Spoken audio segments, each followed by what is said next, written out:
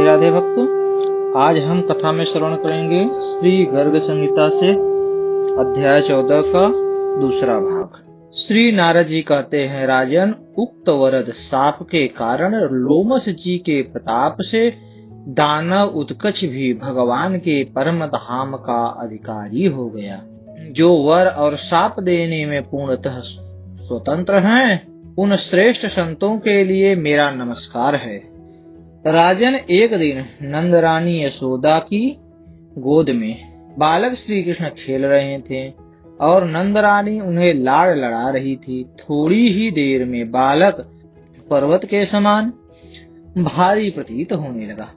वे उसे गोद में उठाए रखने में असमर्थ हो गईं और मन ही मन सोचने लगी, ओहो, इस बालक में पहाड़ सा भारीपन कहाँ से आ गया। फिर उन्होंने बालक गोपाल को भूमि पर रख दिया, किंतु यह रहस्य किसी को बतलाया नहीं। उसी समय कंस का भेजा हुआ महाबली दैत्य त्रिड़ावर्त वहां आकर आंगन में खेलते हुए सुंदर बालक श्री कृष्ण को बवंडर रूप से उठा ले गया।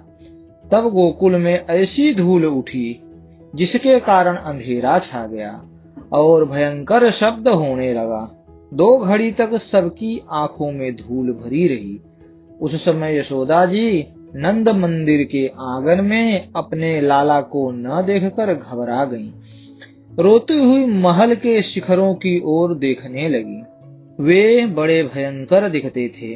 जब कहीं भी अपना लाला नहीं दिखाई दिया, तब वे मूर्छित होकर पृथ्वी पर गिर पड़ी और होश में आने पर उच्च स्वर से इस प्रकार करुण विलाप करने लगी, मानो बछड़े के मर जाने पर गौ क्रंदन कर रही हो। प्रेम और स्नेह से व्याकुल हुई गोपियां भी रो रही थीं।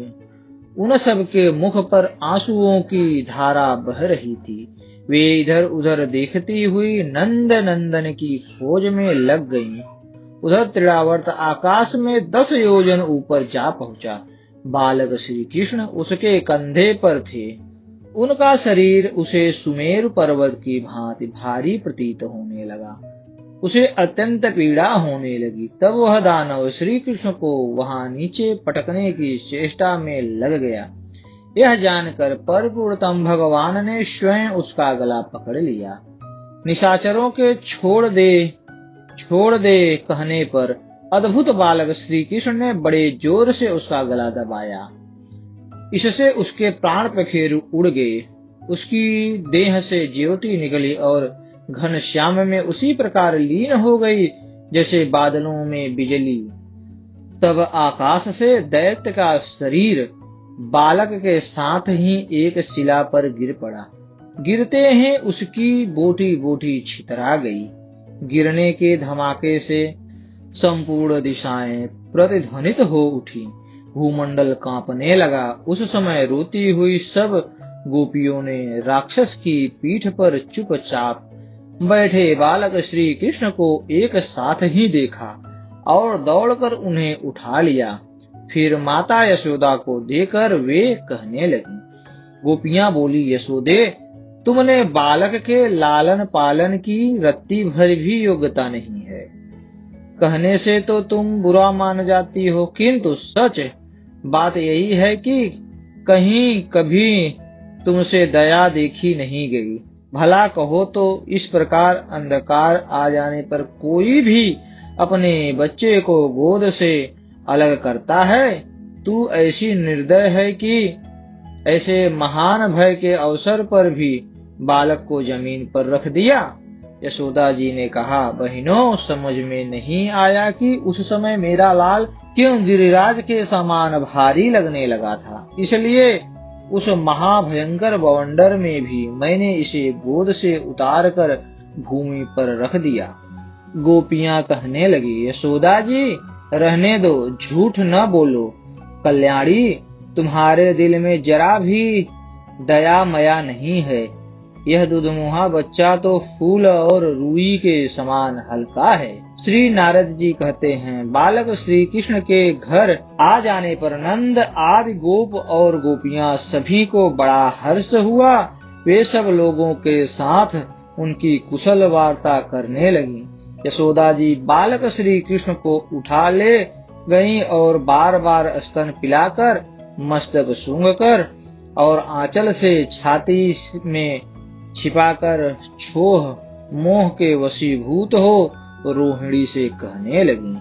श्री यशोदा जी बोली, बहन, मुझे दैव ने यह एक ही पुत्र दिया है, मेरे बहुत से पुत्र नहीं हैं। इस एक पुत्र पर भी क्षण भर में अनेक प्रकार के अरिष्ट आते रहते हैं। आज यह मौत के मुंह से बचा है, इससे अधिक उत्पात और क्या होगा। अतः अब मैं क्या करूं, कहाँ जाऊं तथा अब और कहाँ रहने की व्यवस्था करूं। धन, शरीर, मकान, अटारी और विविध प्रकार के रत्न, इन सबसे बढ़कर मेरे लिए यह एक ही बात है कि मेरा यह बालक कुशल से रहे।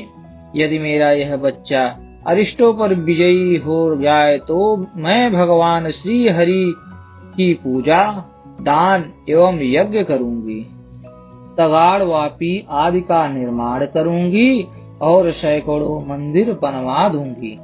प्रिय रोहिणी, जैसे अंधे के लिए लाठी ही सहारा है, उसी प्रकार मेरा सारा सुख इस बालक से ही है। अतः बहन, अब मैं अपने लाला को उस स्थान पर ले जाऊंगी जहाँ कोई भय न हो। श्री नारद जी कहते हैं, राजन, उसी समय नंद मंदिर में बहुत से विद्वान ब्राह्मण पधारे और उत्तम आसन पर बैठे नंद और यशोदा जी ने उन सब का विधिवत पूजन किया। महाभाग ब्राह्मण बोले, ब्रजपति नंद जी तथा ब्रजेश्वरी यशोदे, तुम चिंता मत करो, हम इस बालक की कवच आदि से रक्षा करेंगे, जिससे यह दीर्घजीवी हो जाए। श्री नारद जी कहते हैं, राजन, उन श्रेष्ठ ब्राह्मणों ने कुशाग्रों, नूतन पल्लवों, पवित्र कलशों, शुद्ध जल तथा ऋक, यजु एवं सामवेद के स्तोत्रों और उत्तम स्वास्ति वाचन आदि के द्वारा विधि विधान से यज्ञ करवाकर अग्नि की पूजा कराई।